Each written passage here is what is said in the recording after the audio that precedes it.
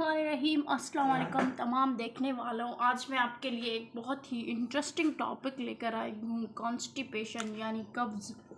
तो ये कब्ज़ जो है इसको हम हमेशा के लिए अपनी लाइफ से द एंड करेंगे, ठीक है। हमेशा के लिए हम इसको अपने लाइफ से द एंड करेंगे। इसीलिए आप लोगों को रिक्वेस्ट है, मेरा यूट्यूब चैनल सब्सक्राइब करें, लाइक कमेंट शेयर भी करें, ठीक है। इससे मेरी काफ़ी हेल्प होगी। कॉन्स्टिपेशन, अब देखिए कॉन्स्टिपेशन क्या है। कॉन्स्टिपेशन जो है उसको मदर ऑफ ऑल डिजीज़ भी कहा जाता है। मदर ऑफ ऑल डिजीज़ यानी तमाम बीमारियों की अम्मी। ओ माय गॉड, तो फिर ये बहुत बुरा बीमारी होगा। देखिए कॉन्स्टिपेशन कहने में तो एक ऐसी बीमारी है, लेकिन ये जो मतलब कि ये जो काज जो करती है, जिसके बाद हमारा जो इफ़ेक्ट होता है वो बहुत बुरा होता है। आप में से बहुत सारे लोगों को कब्ज़ होगा, ठीक है, हुआ होगा ज़रूर। तो आज मैं आपको ये बताऊंगी और ये भी बताऊंगी कि इसको हम कैसे अवॉइड करें, कब्ज़ की बीमारी को।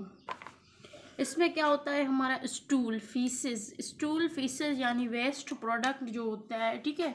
स्टूल कहते हैं वेस्ट प्रोडक्ट को। जो हमारा वेस्ट प्रोडक्ट है स्टूल, वो इतना हार्ड हो जाता है, उसको पास करने के लिए यानी एक्सक्रिएट करने के लिए, स्टूल जो है उसको पास करने के लिए, बॉडी से आउट करने के लिए, एक्सक्रिएट करने के लिए हमें बहुत ज़्यादा एफ़र्ट लगानी पड़ती है, बहुत ज़्यादा एफ़र्ट लगानी पड़ती है, बहुत ज़्यादा प्रेशर लगानी पड़ती है, ठीक है।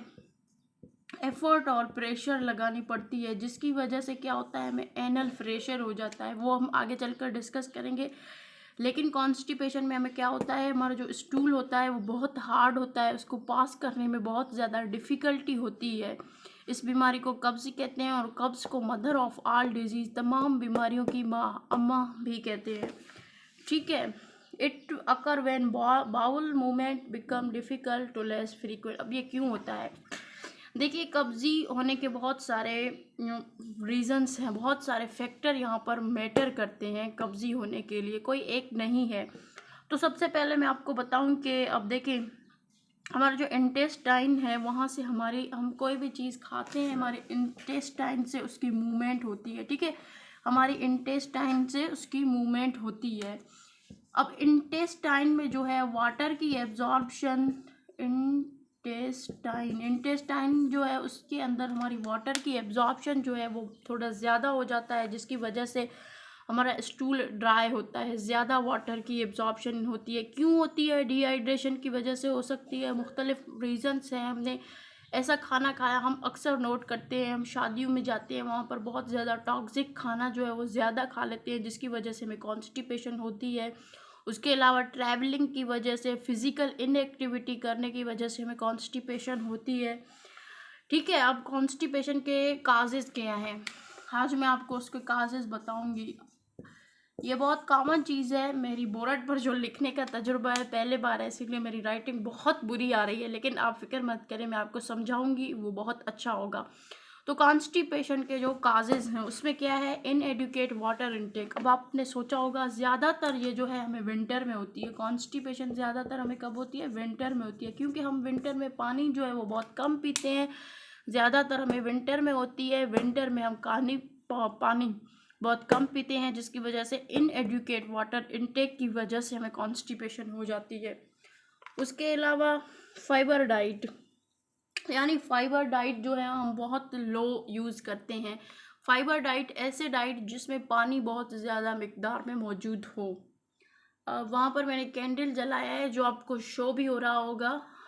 ये मैंने किसी चीज़ की खुशी या दुख में नहीं जलाया है, ये मैंने जो लाइटिंग है उसको प्रॉपर करने के लिए जलाया है, क्योंकि मैं रूम में ये वीडियो शूट कर रही हूँ आप लोगों के लिए, और बाहर हम जॉइंट फैमिली में रहते हैं, बाहर बहुत ज़्यादा शोर है। उसके अलावा eating large amount dairy products, यानी डेयरी प्रोडक्ट्स आप बहुत ज़्यादा लेते हैं। अच्छा, उसके अलावा स्ट्रेस की वजह से, अब आप कह रहे होंगे कि स्ट्रेस की वजह से तो डायरिया होती है। नहीं बाबा, स्ट्रेस की वजह से हमें कॉन्स्टिपेशन भी होती है, स्ट्रेस की वजह से कॉन्स्टिपेशन भी होती है, डायरिया भी होती है बिल्कुल, बट कॉन्स्टिपेशन भी होती है। अच्छा, स्ट्रेस की वजह से जो डायरिया होती है हम उसको साइकोजेनिक डायरिया कहते हैं। आगे बढ़ते हैं। resisting the urge to have a bowel movement which is sometimes result of pain from hemorrhoids। अच्छा, कॉन्स्टिपेशन की वजह से जो है हमें हेमोराइड्स भी होते हैं। हेमोराइड्स क्या हैं वो हम आगे चलकर देखते हैं। Over use of laxative.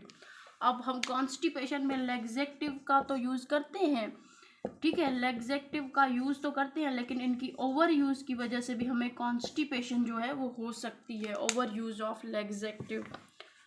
उसके अलावा न्यूरोलॉजिकल कुछ कंडीशंस हैं, जैसे पार्किंसन डिजीज़, उसमें भी कॉन्स्टिपेशन हमें हो सकती है। पार्किंसन डिजीज़ क्या है, आई थिंक हम लोगों ने पढ़ा या नहीं पढ़ा वो आप मेरे चैनल पर देख सकते हैं। यहाँ पर हम पढ़ेंगे कॉन्स्टिपेशन, ठीक है, पढ़ा या नहीं पढ़ा हम वो देखेंगे। उसके अलावा हमारे पास है irritable bowel syndrome, colon cancer. अच्छा, कोलन कैंसर की वजह से हो सकता है। अच्छा, प्रेगनेंसी, जो फीमेल्स हैं प्रेग्नेंट हैं उनमें भी कॉन्स्टिपेशन जो है वो बहुत ज़्यादा होती है। प्रेगनेंसी में कॉन्स्टिपेशन जो है वो बहुत ज़्यादा होती है। उसके अलावा साइन एंड सिम्टम्स जो है वो क्या है, मैंने आपको बताया, हमारा स्टूल जो है वो बहुत हार्ड होता है, कभी कभी हमें उल्टी भी जो है वो हो जाती है, ठीक है। उसके अलावा जो है हमें एब्डोमेन पेन, पेट में दर्द है।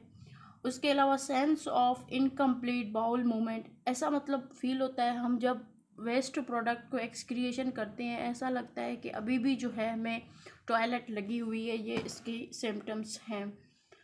अब देखिए हम इसको ट्रीट कैसे करें। देखिए कॉन्स्टिपेशन जो होती है वो अक्यूट भी होती है, कॉर्निक भी होती है। अक्यूट जो हमें कभी कभी किसी वजह से हो जाए, कॉरोनिक जो मतलब कि हमें काफ़ी टाइम से चलता आ रहा हो, ठीक है। कॉन्स्टिपेशन दो किस्म की होती है, अक्यूट जो हमें सडन हो जाए। अब बहुत सारे लोगों को पुरानी कॉन्स्टिपेशन होती है, ऑल टाइम से जो चलता है, हम उसको कॉरोनिक कॉन्स्टिपेशन कहते हैं, ठीक है। अब उसके अलावा ये तो मैंने आपको बताया कॉन्स्टिपेशन क्या है, क्यों है उसके। अब देखिए मैं आपको ये बताऊंगी कि इसको अवॉइड कैसे करें, और अगर हमने इसको अवॉइड नहीं किया तो हमें फर्दर कॉम्प्लिकेशन कौन कौन सी हो सकती हैं, ठीक है। Let's discuss how to avoid constipation.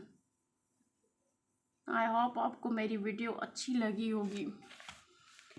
देखिए barium study to look for, सबसे पहले हमें जो है पानी ज़्यादा पीना चाहिए। पानी, अच्छा मैं आपको बताऊं, पानी जो भी वेस्ट प्रोडक्ट हमारे बॉडी में पैदा होते हैं, पानी जो है वो उनको हमारे बॉडी से एक्सक्रिएट करने में, बाहर निकालने में, बाहर धक्का देने में बहुत ज़्यादा हमारी मदद करता है। पानी जो है दुनिया की एक वाहिद ऐसी चीज़ है जिसे हम हमेशा खाएं, हमारे लिए पिए, हमारे लिए फ़ायदेमंद ही है, ठीक है। तो कॉन्स्टिपेशन में ज़्यादा से ज़्यादा, ठीक है, आप हर घंटे में 2 से 3, 4, 5 गिलास पानी जो है वो लें अगर आपको कॉन्स्टिपेशन है। उसके अलावा फाइबर डाइट, अब फाइबर डाइट जो क्या है, फाइबर डाइट हमें लेना चाहिए, उसकी वजह से कॉन्स्टिपेशन जो है हमें अवॉइड करना है। फाइबर डाइट, ऐसे डाइट जिनमें पानी मौजूद हो, ऐसे डाइट जिनमें पानी मौजूद हो, फाइबर। हम अक्सर डॉक्टर के पास जाते हैं कॉन्स्टिपेशन में, वो हमें फाइबर सप्लीमेंट्स ही देते हैं, तो बेटर रहेगा हम फाइबर डाइट लें। फाइबर डाइट में हमारा वाटरमेलन आ जाता है, कुछ ऐसी चीज़ें जो पानी वाली हैं। अच्छा मैं आपको ऐसी वेजिटेबल्स बताऊंगी जो कॉन्स्टिपेशन को अवॉइड करने के लिए बहुत इम्पोर्टेंट, बहुत ज़रूरी है, जैसे कि अब वो है गोगड़ू जिसको सिंधी में कहते हैं, उर्दू में आई डोंट नो क्या कहते हैं। उसके अलावा और भी बहुत सारे वेजिटेबल्स हैं जो आपके कॉन्स्टिपेशन को अवॉइड करने में आपको बहुत ज़्यादा हेल्पफुल करते हैं। अच्छा, बनाना जो है उसको खाने की वजह से हमें कॉन्स्टिपेशन होती है, ठीक है, इसको खाने की वजह से हमें कॉन्स्टिपेशन होती है। ये हमारी कॉन्स्टिपेशन को लो नहीं करती, इंक्रीज करती है। तो फाइबर डाइट और वाटर जो है प्रोडक्ट यू, उसके अलावा लग्जेक्टिव जो है उसके लेने से भी हमारी कॉन्स्टिपेशन काफ़ी ज़्यादा कम हो जाती है। ईट वेल एंड बैलेंस डाइट, हमें बैलेंस डाइट लेना चाहिए, मतलब ऐसा डाइट जिसमें सब हर चीज़ की क्वांटिटी, प्रोटीन, कार्बोहाइड्रेट, फैट्स, इन सब की क्वांटिटी जो है वो बराबर हो, उसे बैलेंस डाइट कहते हैं। प्लेंटी ऑफ फाइबर्स, फाइबर्स बहुत ज़्यादा हो। फाइबर्स के सोर्सेज क्या है, फ्रूट्स में हमें फाइबर मिल रहा है, जैसे ऑरेंज है, जो भी फ्रूट्स हैं उनमें हमें फाइबर मिल रहा है। उसके अलावा vegetable, legumes, whole grains, bread and cereal, ये सब हमें जो है फाइबर के सप्लीमेंट्स हैं। अच्छा, मैं आपको इसके अलावा अपना जो पर्सनल टिप है वो आपको बता देती हूँ कि हम कॉन्स्टिपेशन, जब भी आपको कॉन्स्टिपेशन है, आपको पता है कि 2 दिन से आपको कॉन्स्टिपेशन है और उस टाइम आपको टॉयलेट लगी हो, आप टॉयलेट जाने से पहले 3 से या 4 जो है गिलास पानी पिए, इंशाल्लाह ताला जो आपकी कॉन्स्टिपेशन है वो अवॉइड होगी। क्योंकि जो वाटर है वो हमारे बॉडी से खुद ही चीज़ों को एक्सपेल कर देती है। ये बहुत ही अमेजिंग टिप है, इसको ज़रूर आप ट्राई करना। जब भी आपको कॉन्स्टिपेशन में टॉयलेट लगे, टॉयलेट जाने से पहले आपको टॉयलेट फील हो, आप 3 से 4 गिलास पानी पीकर जाएं। इंशाल्लाह ताला जो वाटर है वो आपके बॉडी से वेस्ट प्रोडक्ट स्टूल को ऐसे एक्सपेक्ट करेगा। अच्छा, अब मैं आपको बताती हूँ कि कॉन्स्टिपेशन में हमें एनल फ्रेशर होता है, ठीक है। एनल ओपनिंग में पेन होता है, वहाँ पर थोड़ा सा जो है वो हमें फ्रेशर होता है। उसके अलावा अगर हमने अपने कॉन्स्टिपेशन को ट्रीट नहीं किया तो हमें हेमोराइड्स भी हो जाएंगे, ठीक है। हेमोराइड्स भी जो है वो हमें हो जाएंगे। हेमोराइड्स बहुत कॉम्प्लिकेशन है, फिर इसको रिमूव करने के लिए हमें सर्जरी करनी पड़ती है। आई होप आपको ये वीडियो अच्छी लगी। अगर अच्छी लगे तो प्लीज़ मुझे लाइक करें, सब्सक्राइब करें, फ्रेंड्स के साथ शेयर करें, ताकि मेरी बहुत ज़्यादा इसमें हौसला अफजाई होगी। आई होप आपको ये सब कुछ समझ आया होगा। तब तक के लिए खुदा हाफिज़।